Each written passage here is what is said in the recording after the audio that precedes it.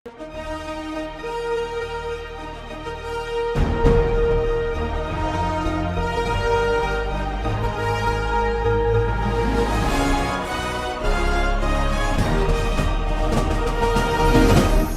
பார்த்து கொண்டிருப்பது உங்கள் ஜாஷ்வா டிவி. சகல ஜனங்களுக்கும் நற்செய்தி.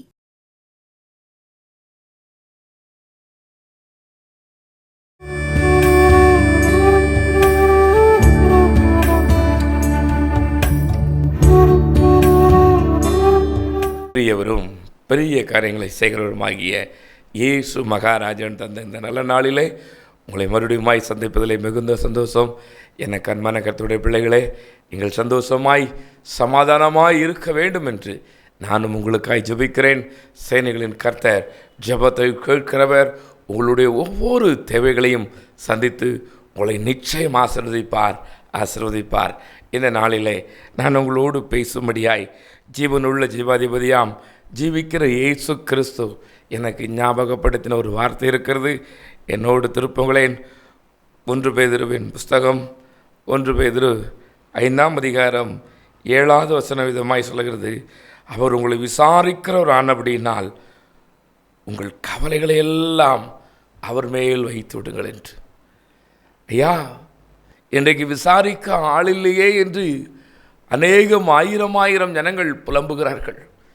எங்களை விசாரிக்க ஒருவரும் இல்லையே, நீ எப்படி இருக்கிறாய் என்று கேட்பதற்கு என் சொந்தத்துக்கு மனமில்லையே, ஏன் இந்த நிலையில் இருக்கிறாய் என்று பார்ப்பதற்கு என்னை பெற்றெடுத்த என் தகப்பனுக்கும் என் தாய்க்கும் மனமில்லையே என்று புலம்புகிறாயோ? என கருமையான சகோதரனே, சகோதரியே, என் ஆண்டவராய் இயேசு கிறிஸ்து சொல்கிறார், நான் உன்னை விசாரிக்கிற தெய்வம். விசாரிக்கிற ஒரு தெய்வம் இருக்கிறதையா? நீங்கள் போய் பார்க்க வேண்டியது அவசியமில்லை. எங்கேயாகிலும் தேடி போய் அந்த தெய்வம் எப்படி இருக்கிறது என்று நீங்கள் பார்க்க வேண்டியதில்லை. இந்த தெய்வம் உங்களை விசாரிக்கிறவராக இருக்கிறார். எத்தனை அன்பு பாருங்களேன், எத்தனை அன்பு! எனக்கு அருமையான சகோதரன் சகோதரிகளே, அநேகர் எனக்கு சொன்ன ஒரு வார்த்தைகள் உண்டு. ஐயா, நாங்கள் கஷ்டப்படுகிறதை பார்த்து என் சொந்தங்கள் என்னை விசாரிக்க என்னை ஒரு விருந்துக்கு கூட அழைக்க மாட்டார்கள் ஐயா. என்னை ஒரு நல்லது கெட்டது கூட சேர்க்க மாட்டாங்க. ஏனென்றால் நான் அவர்களைப் போல நிறைய நகை போடலை, நான் அவர்களைப் போல நிறைய நல்ல வேலை பார்க்கல, நான் அவர்களைப் போல பணக்காரனா இல்லை. அதனால என்னைய என் சொந்தம் கூட அழைக்காத ஐயா. எங்களை விசாரிக்க ஒருவரும் இல்லை. ஏன் ஏன் ஏன் என்று புலம்புகிறாயோ? அநேக நாட்களுக்கு முன்பதாக எனக்கு சொன்ன ஒரு சம்பவம் இருக்கிறது. ஐயா, நான் ஒரு அனாதையாகி போய்விட்டேன். எல்லோரும் என்னை விட்டு போய்விட்டார்கள். என் சொந்தங்கள் கைவிட்டது, எல்லாம் கைவிட்டது. என் நண்பன் ஒருவனின் பேச்சை கேட்டு நான் இந்த ஆலங்குளம் பகுதிக்கு வந்தேன். ஐயா, இங்கே ஒரு பானிபூரி கடை வைத்திருந்தேன். ஐயோ, வருகிற அநேகர் என்னை கஷ்டப்படுத்துவார்கள். என்ன செய்வதென்று தெரியாது, யாரிடம் சொல்லுவதென்று தெரியாது. எனக்கு ஒரே ஒரு நம்பிக்கை, என் நண்பன் மாத்திரமே. இப்பொழுது அவனும் பேசவில்லை. உனக்கு திறந்தோறும் பஞ்சாயத்து தானா, உனக்கு தினம் இதுதானான்னு சொல்லுவான். வாழ பிடிக்கலையான்னு சொன்னார். என் அன்பு சகோதரனே, என் அன்பு சகோதரியே, நீங்களும் ஏதோ ஒரு இடத்தில் சிக்கி தவித்துக் கொண்டு இருக்கிறீர்கள். உங்கள் குடும்ப சூழ்நிலை நிமித்தம், உங்களுடைய தவறான முடிவின் நிமித்தம் நீங்கள் ஏதோ ஒரு இடத்தில் விசாரிக்க ஆள் இல்லாமல் உங்களுடைய வேதனையை, வருத்தத்தை இருதயத்தில் வைத்தே புலம்பிக் கொண்டு இருக்கிறீர்கள். உங்களுக்கு தான் சேனைகளின் கர்த்தர் சொல்லுகிறார், நான் உன்னை விசாரிக்கிற தெய்வம், நான் உன்னை விசாரிக்கிற ஒரு தெய்வம். விசாரித்து விட்டு அப்படியே போய் விடுவாரா? ஐயா, அம்மா, இந்த மனிதன் அல்லையா இந்த இயேசு கிறிஸ்து, மனித உருவில் வந்த மகா மேன்மை உள்ள தெய்வம். மனிதனைப் போல இவனுக்கு இப்படி நடந்து விட்டது, இனி இவ்வளவுதான், இவனுடைய ஆயுசு, இவனுடைய நாட்கள் முடிந்தது, இனி இவனுடைய தொலைந்தான் என்று எண்ணுகிற அந்த எண்ணம் கொண்ட தெய்வம் அல்ல இந்த இயேசு கிறிஸ்து. நான் ஒரு நபரை உங்களுக்கு சொல்லட்டுமா? நான் முதலாவது நபராய் யோனா என்று ஒரு நபர் இருக்கிறார். ஐயோ, அவரை பார்க்கிற விதத்தை பாருங்களேன். இந்த யோனா, தேவாதி தேவன் சொன்னார், நீ நினைவேக்கு போ, அங்கே போய் எனக்கு பிரியமில்லாத காரியங்களை ஜனங்கள் செய்கிறார்கள், எனக்கு பிரியமில்லாததை தான் செய்து கொண்டு இருக்கிறார்கள், நீ போய் சொல்லுன்னாரு. தன் யார் என்பதை மறந்து, தான் எப்படிப்பட்டவர் என்பதை மறந்து தன்னுடைய இஷ்டம் போல் போய்விட்டார். நான் அடிக்கடி இந்த யோனாவை சொல்லுவேன், ஐயா எல்லார்ட்டையும் சொல்லியிருப்பாரு, நான் ஊழியத்துக்கு போறேன். கர்த்தர் என்னோடு பேசினார், நான் ஊழியத்துக்கு போறேன். எங்க போறேன்? நினிவேக்கு போறேன்னு சொல்லல, நினிவேக்கு போ சொல்லி கட்டளை வந்தது. இன்றைக்கும் அநேக இடங்களிலே தேவன் சொல்லாததை செய்யாததை பிடித்து கொண்டு பிரச்சனை போராட்டத்தை அனுபவித்துக் கொண்டு இருக்கிறீர்களோ? இவருடைய பார்வைக்கு அந்த நினிவே மகா பயங்கரமான நகரம் என்று சொல்லுகிறது. அப்படிதான் இருந்துச்சு. தேவனுடைய பார்வைக்கு அல்ல. தேவன் மனதுருக்கம் உள்ள தெய்வம் அவர் பார்த்தார். ஐயோ, இது என் ஜனங்கள், இவர்கள் அறியாமல் செய்கிறார்கள், தெரியாமல் செஞ்சுக்கிட்டு இருக்கிறான், இவனுக்கு சொல்லணுமே என்று சொல்லித்தான் யோனா அனுப்புறார். யோனா பார்த்தார், இங்கே போகக்கூடாதப்பா, நம்ம இங்கே போகக்கூடாது, நீ இங்கே போகாம நமக்கு வசதியான நல்ல இடமா பார்த்து போன்னு சொல்லி போனார். கடலிலே தூக்கி எறியப்பட்டார். மீனின் வயிற்றுக்குள்ளே இருக்கிறார். தண்ணீரு கடியில் ஒரு மீனுக்கு இறையானுக்கு அப்புறம் வெளியே வர முடியுமா? ஒரு மீனுக்கு, பெரிய மீனுக்கு இரையாயிற்றார் இவர் முடிந்தது என்று நினைக்கிறது. வேதம் சொல்லுகிறது, இவர் அங்கே இருந்து புலம்புகிறார். ஐயோ, எனக்கும் வழி இல்லையே, எனக்கு ஒரு விசை இறங்குங்கப்பா, நானும் உயிர் வாழ விரும்புகிறேன், எனக்கும் இறங்குங்க என்று சொல்கிறார். எனக்கு அருமையான தேவனுடைய ஜனமே, இப்பொழுது நீயும் அந்த யோனா கடலில் போனது போல கடனில் மூழ்கி கொண்டு இருக்கிறாயோ? கடன் பாரம் உன்னை மூழ்கடித்து கொண்டு இருக்கிறதோ? கடன் உன்னுடைய இஷ்டப்படி போய், என் சகோதரனே சகோதரியே, உன்னுடைய விருப்பத்தின்படி மற்றவன் எனக்கு என்ன சொல்வான் என்று மற்றவனை பார்த்து நீ கடலில் மூழ்கி கொண்டு இருக்கிறாயோ? கடன் பாரம் மேலே அழுத்து கொண்டு இருக்கிறதோ? யோனாவை போல இன்றைக்கு கதறுவீர்களா? இயேசுவே என்ன பாருங்கப்பா, ஒரு விசை பாருங்க டேடி, இந்த ஒரு விசை தயவாய் பாருங்க. என் இஷ்டப்படி நான் முடிவு எடுத்துட்டேன்ப்பா. இந்த வீடை இவ்வளோ பெருசாக கட்டணும்னு என் இஷ்டப்படி நான் முடிவு எடுத்துட்டேன். இந்த தொழிலை நான் செய்யணும்னு என் இஷ்டப்படி நான் முடிவு எடுத்துட்டேன். நான் இதெல்லாம் இந்த பெரிய வாகனத்தை வாங்கி கடனை அடைச்சலாம்னு நான் நம்பிட்டேன்ப்பா. என்ன மன்னிங்கப்பான்னு சொல்லுவீங்களா? என்ன மன்னிங்கப்பான்னு சொல்லுவீங்களா? உங்களை விசாரித்து உங்கள் தேவைகளை சந்திக்க வல்லமை உள்ள தெய்வம் ஒருவர் இருக்கிறாரம்மா. ஐயா, இருக்கிறார். அவர் ஜீவனுள்ள ஜீவாதிபதி, ஜீவிக்கிற இயேசு கிறிஸ்து இருக்கிறார். அவர் உன்னை விசாரித்து உன் தேவைகளை சந்தித்து உனக்கு நியாயமாய் வரக்கூடிய அத்தனை தண்டனையும் நீக்கி சமாதானத்தை, சந்தோஷத்தை தருவார். ஐயா, ஒரு வழிவாசலை திறப்பார். புலம்பிக் கொண்டு இருக்கிறாயோ? யாரிடம் சொல்வது? என் குறையை யாரிடம் சொல்வது? என் தேவையை நான் யாரிடம் சொல்வேன் என்று புலம்புகிறார்களோ? எனக்கு அன்பான கர்த்தருடைய பிள்ளையே, யோனாவை நினைத்துக் கொள்ளுங்கள். கடலுக்குள்ளதான் இருக்கிறார். கடலுக்குள்ளேயே மீன் வைத்துக்குள்ள போய் மாட்டிக்கிட்டார். இன்னைக்கு சொல்லுவோம், ஐயோ இவன் கடை வாங்கினா, கடல்லையும் ஒரு ஆகாத ஒரு மனுஷன் போய் கடை வாங்கிட்டா. ஐயா, இவன் தப்போது கடினம். ஐயோ, என் தகப்பன் தப்போது கடிதம், என் தாய் என்ன செய்வாள், என் சகோதரன் என்ன செய்வான் என்று புலம்பிக் கொண்டிருக்கிறீர்களோ? என் ஆண்டவர் விடுவிக்கிற வல்லமை உள்ள தெய்வம் கடலுக்குள்ளே வருவார், உன் கடனுக்குள்ளே வருவார். ஆமென், ஆமென், ஆமென். சத்தமா சொல்லுங்களேன். ஐயா, ஒரு வழிவாசலை திறப்பார். நீங்கள் அவரை தேடும் பொழுது அந்த மீனை பாருங்களேன். ஐயோ, அந்த 3 நாளாக நான் என்ன செய்யட்டும்னு சொல்லி தன்னால் அந்த மீன் தன் அவனை வைத்து கொண்டு அதே கரை கொண்டாந்து கக்கிச்சையா. எங்கே வரணுமோ அங்கே கொண்டாந்து கக்கிச்சு.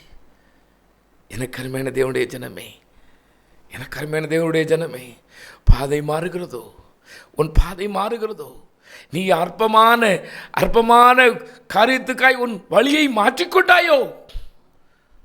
நீ தேவனுடையவள் அல்லவா? நீ தேவனுடையவன் அல்லவா? உன் வழியை நீ ஏன் மாற்றினாய்? உன் வழிக்கு எதிராய் தேவன் வருவார் என்று தெரியாதா? தேவன் ஒருவர் உங்களை விசாரிக்கிறவர் என்று தெரியாதா? தேவன் ஒருவர் உங்களை கண்ணோக்கமாய் பார்த்து கொண்டு இருக்கிறார் என்று உங்களுக்கு தெரியாதா? அடிக்கடி சொல்லுவேன், நிஜமான இயேசு மகாராஜன் அக்கறைக்கு போவோம்னு சொல்லிட்டு நீங்கள் நான் வாரேன்னு சொல்லிடுவார். இவங்க போனவங்க நடு கடலுக்குள்ளே போகையும் படகு அலைக்கழிக்கப்படுகிறது. எங்கு பார்த்தாலும் உதவிக்கு ஆள் இல்லை. இரவு, கடல் கொந்தளிப்பாயிருக்கிறது. இனி அவ்வளவுதான், நம்மை பார்க்க ஒருவரும் இல்லை, நம்முடைய சத்தத்தை கேட்க ஒருவரும் இல்லை என்று நினைக்கும் பொழுதுதான் எஜமான் வருகிறார். நான் அடிக்கடி சொல்வேன், உன்னை அனுப்பின தேவன் ஒருவர் இருக்கிறார். அவர் உறங்குவதும் இல்லை, தூங்குவதும் இல்லை. நீங்கள் நினைத்து கொள்ளலாம், நான் தனியே வருகிறேனே, இந்த வேதனையின் வழியே, இந்த பாடுகளின் வழியே, இந்த உபத்திரவத்தின் வழியே நான் தனியே வருகிறேனே என்று. இல்லை அம்மா, இல்லை, நீ தனியே வரவில்லை. உன்னோடு உன் தேவன் வந்து கொண்டுதான் இருக்கிறார். யோசேப்பை நினைத்துக் கொள்ளுங்கள். யோசேப்பு தனியே போகவில்லை, கர்த்தருடைய சேனை போனதாம். அதே போலத்தான் ஒரு நாள் ஒரு அண்மையான தேவ மனிதர் சொன்ன ஒரு சம்பவம். பனிக்கட்டிகள் நிறைந்த அந்த தேசத்திலே ஒரு சகோதரன் ஆண்டவராக இயேசு கிறிஸ்துவை ஏற்றுக்கொண்டான். நம்முடைய தேவாதி தேவன், மனதிற்கும் உள்ளவர், மகிமையின் ராஜா அவரோடு நடந்து வருகிறவர் போல காணப்பட்டிருக்கிறார். காணப்படவும் அவருக்கு சந்தோஷம். கர்த்தாவே, நான் எப்படி ஆகிலும் அந்த பட்டணத்துக்கு போய் சுவிசேஷத்தை சொல்லணும். இந்த பனிக்கட்டிகள் நிறைந்த இந்த தேசத்திலே இந்த பனிப்பாறைகள் நிறைந்திருக்கிறது. இது கால்களை கிழிக்குமாம், கால்களை உரையே செய்யுமாம், கால்களை செயலற்று போக பண்ணுமாம். இந்த கடும் குளிரில் செத்தும் கூட போவார்களாம். ஆனால் நீர் என்னோடு வருவதினால் எனக்கு ரொம்ப சந்தோஷம். தயவு செய்து என்னை நீர் பிடித்துக் கொள்ளுங்கப்பா, நான் அந்த பட்டணத்துக்கு போக வேண்டும் என்று சொல்லும் பொழுது இவர் சரி என்று எஜமானும் போயிருக்கிறார்கள். திடீரென்று இவருக்கு ஒரு ஞாபகம் வருகிறது. திரும்பி பார்க்கிறார். ஒரே ஒரு கால் தடம் தெரிகிறது. ஒரே ஒரு மனிதர் நடந்து வருகிற அந்த கால் தடம் மாத்திரம் தெரிகிறது. இவர் நினைத்து கொண்டார், நம் தேவன் ஆவியானவர், ஆவியான நம்முடைய தேவன் தம்முடைய கால்களை கீழே வைக்கவில்லை, நாம் தான் நடந்து வந்திருக்கிறோம் என்று. அதில் சற்று இன்னும் கொஞ்சம் கூர்ந்து பார்க்கிறார். அங்கே இரத்தக்கரைகள் இருக்கிறது. இவருக்கு ஒன்றுமே விளங்கவில்லை. இவர் கிட்ட இருக்கிறார். டேடி, நான் மட்டும்தானப்பா இந்த கஷ்டமான பாறையில் நடந்து வரேன். ஏக்கா, நான் தானே இவ்வளவு கஷ்டமான வருகிறேன், நீர் என்னோடு வரவில்லையே என்று புலம்பினதும் எஜமான் சொன்னாராம், மகனே, அந்த கால் தடத்தை நீ உற்று பார்த்தாயா? பார்த்தேன், என் கால்களில் இருந்து ரத்தம் கசிஞ்சிருக்கிறது, அங்க பாருங்க, ரத்தம் எல்லாம் தெரியுதையா. உடனே சொன்னாராம், உன் கால் தடத்தில் இருந்த ரத்தத்தை நீ பார்த்தாய், உன் காலில் ரத்தம் வருகிறதா பார் என்று சொன்னாராம். இவருக்கு அப்பந்தான் வந்திருக்கு. ஆமாண்ணே, நம்ம காலில் ரத்தம் வரணும்லான்னு சொல்லி காலை பார்த்துருக்கிறார். 2 காலையும் பார்த்துருக்கிறார். 2 காலையும் ரத்தம் இல்லை. 2 காலையும் பார்க்கிறார். எதையாவது தடம் இருக்கிறதா, எங்கேயாவது காயம் இருக்கிறதா என்று தடவி பார்க்கிறார். ஒரு காயமும் இல்லை. இவர் சொல்லியிருக்கிறார், மகனே, நான் உன்னோடு வருவதை நீ பார்த்தாய், உன்னை சுமந்து கொண்டு வந்ததை நீ பார்க்கவில்லையே, உன்னை சுமந்து கொண்டு வந்ததை நீ பார்க்கவில்லையே. பாரதி, என்னுடைய கால் தடம், என்னுடைய கால்களை பார், என்னுடைய கால்களில் ரத்தத்தை பார், என்னுடைய கால்களில் அந்த பனி பாறைகள் கிழித்திருக்கிற அந்த கிழிசல்களை பார் என்று சொன்னாராம். ஆமென் சகோதரியே, ஆமென் சகோதரனே. இதே வேதனையோடு வருத்தத்தோடு தான் எஜமான் இயேசு மகாராஜன் உன்னையும் சுமந்து கொண்டு வருகிறார். என் பிள்ளைக்கு இன்னும் என்னை தேட மனமில்லையே என்று ஒரு வருத்தம், என் பிள்ளை இன்னும் என்னை நம்பவில்லையே என்று ஒரு வருத்தம், என் பிள்ளை இன்னும் என்னிடத்தில் சேரவில்லையே என்று ஒரு வருத்தம், என் பிள்ளை இன்னும் எனக்காக ஏதாகலும் செய்வேன் என்று சொன்ன பிள்ளை இன்னும் எழும்பவில்லையே என்று ஒரு வருத்தம் இருக்கிறது. என் அன்பு தேவஜனமே, நீ அவருடைய சித்தத்தை செய்ய விரும்புவாயா? இன்றைக்கு அநேகம் 1000 பேர் சொல்லலாம், நான் ஊழியக்காரன் என்று. யாருக்கு ஊழியக்காரனாயிருக்கிறான்? பாருங்கள் ஐயா, பாருங்கள் அம்மா, என் ஆண்டவர் உன்னைத்தான் தேடுகிறார், என்னென்று உன்னைத்தான் தேடுகிறார். மனிதனுக்கு ஊழியம் செய்கிறவன் மனிதனையே பார்த்து கொண்டு இருக்கிறான். தேவனுக்கு ஊழியம் செய்கிறவன் அவரைத்தான் பார்த்து கொண்டு இருக்கிறான். வேதத்திலே சொல்லியிருக்கிறது, கன்னிகைக்கும் மனைவிக்கும் வித்தியாசம் இருக்கிறது. கன்னிகை தன் மனம் போல் இருப்பாள், மனைவி தன் கணவனுக்கு என்ன பிடிக்கும் என்று கணவனுக்கு பிடித்ததை செய்வாளாம். அதே போல கர்த்தருடைய ஊழியக்காரனுக்கும் மற்றவனுக்கும் ஒரு வித்தியாசம் இருக்கிறதம்மா, வித்தியாசம் இருக்கிறதையா. நீ ஏதோ ஒரு காரியத்தில் கலங்கி வேதனையை வருத்தத்தை அனுபவித்துக் கொண்டு இருக்கிறாய். என் சகோதரனே, நான் இன்னும் ஒரு நபரை உங்களுக்கு காண்பித்து கொடுக்க இருக்கிறேன். என்னோடு திருப்புவீர்களா? 1 ராஜாக்களின் புஸ்தகம் 19ஆம் அதிகாரத்தில் ஒரு சம்பவம் இருக்கிறது. எலியா என்ற ஒரு தெய்வ மனிதன் இருக்கிறார்.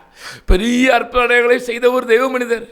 அக்கினியை இறக்க வேண்டும் என்று அக்கினி இறங்குகிறது.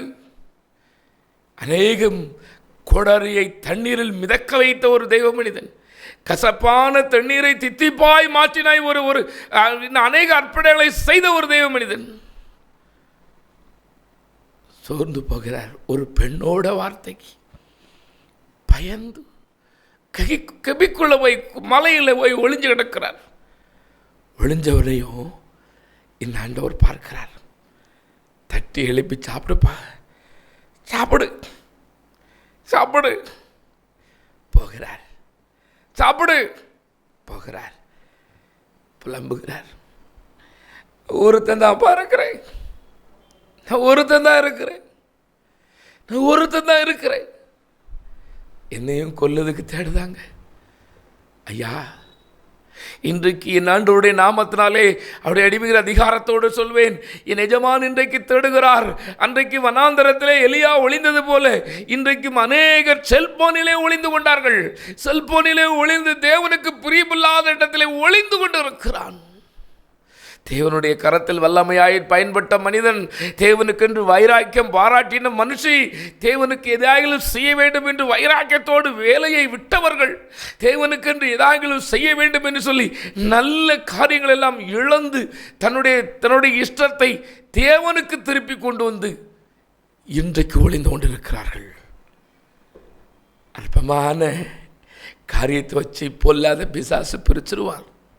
ஆலயத்துக்கு ஒழுங்காக போய்கிட்டு இருக்க பிள்ளைய, ஆலயத்துக்கு ஒழுங்காக கர்த்தருடைய வேலையை செய்கிற பிள்ளைய, ஊழியத்தை ஆசையாக செய்கிற பிள்ளைய பிசாசானவன் லேசாக தட்டி விட்டுருதான். இன்னைக்கு கோயிலுக்கே வரமாட்டான். அவன் சொல்லுவான் குறை, உடனே இவளுக்கு கோவம் வந்துடும். ஒரு கோயிலுக்கு வராதவன், ஊழியத்துக்கு வராதவன், உன்னை போல அர்ப்பணிப்பு இல்லாத ஒரு மனுஷன் தானே உன்னையே சொன்னான். நீ இன்னைக்கு ஆராதனையை மறந்துட்டியே. தேவாவியானவர் உன்னோடு இடைப்பட்டதை நீ மறந்துட்டியே. தேவாவியானவர் உன்னை கொண்டு செய்த காரியத்தை நீ மறைந்து கொண்டு இன்றைக்கு குகையிலே ஒளிந்தது போல் இன்றைக்கு வீடுகளிலும் செல்போனிலும் ஒளிந்து கொண்டாயே. விசாரிக்கிற ஒரு தெய்வம் இருக்கிறார். என் பிள்ளை எங்க, என் பிள்ளை எங்க, எங்க எங்க என்று தேடுகிறார்.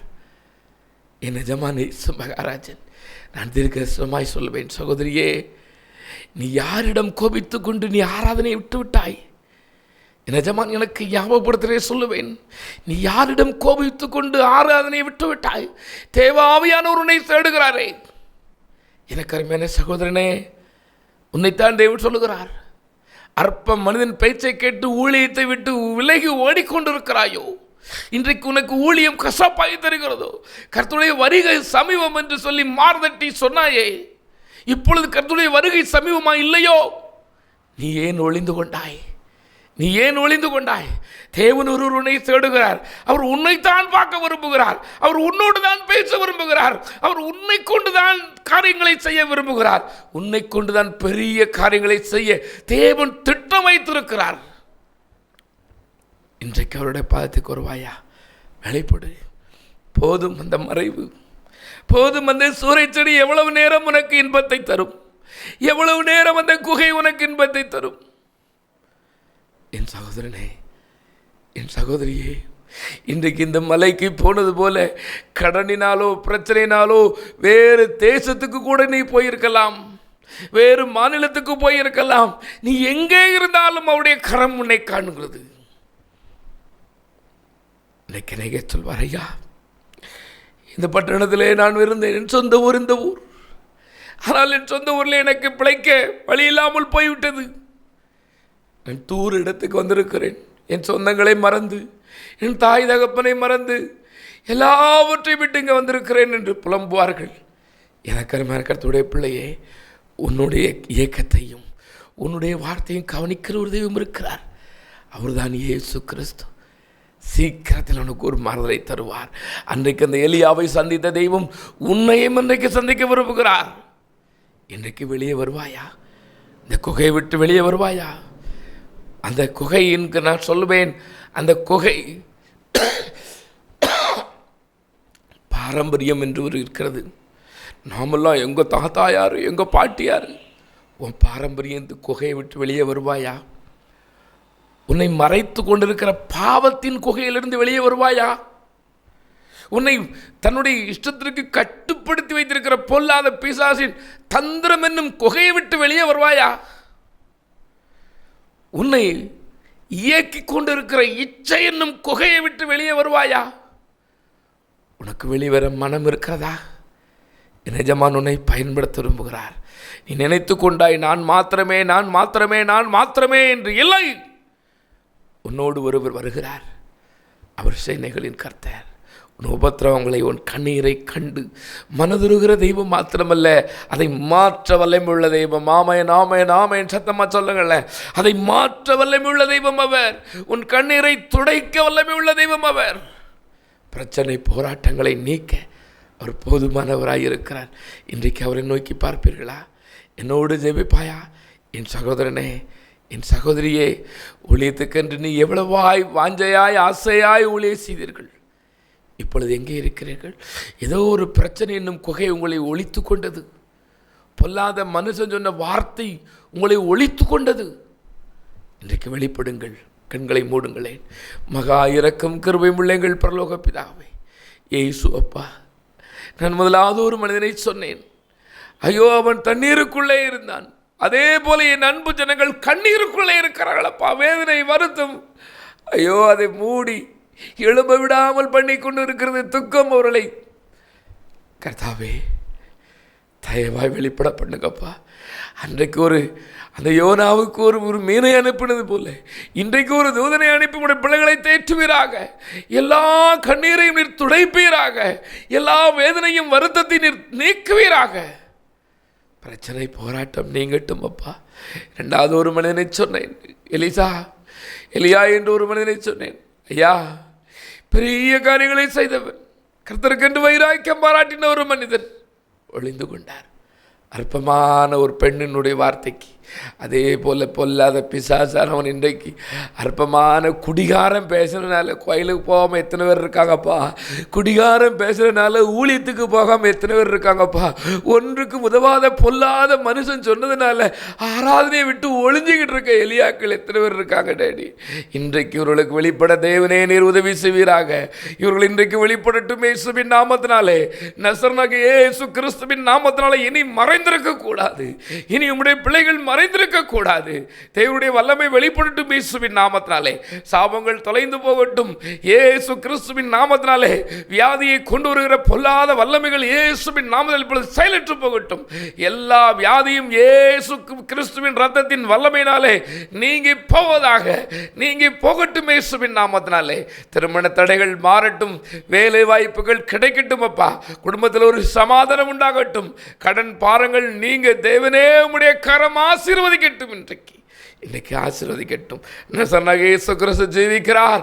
அந்த ஜீவனுள்ள ஜீவாதிபதி தம்முடைய பிள்ளைகளை ஆசீர்வதித்து பாதுகாத்து வழி நடத்துகிறது என்பதை ஜனங்கள் காணட்டும் பிதாவே. ஆமேன், ஆமேன், ஆமேன்.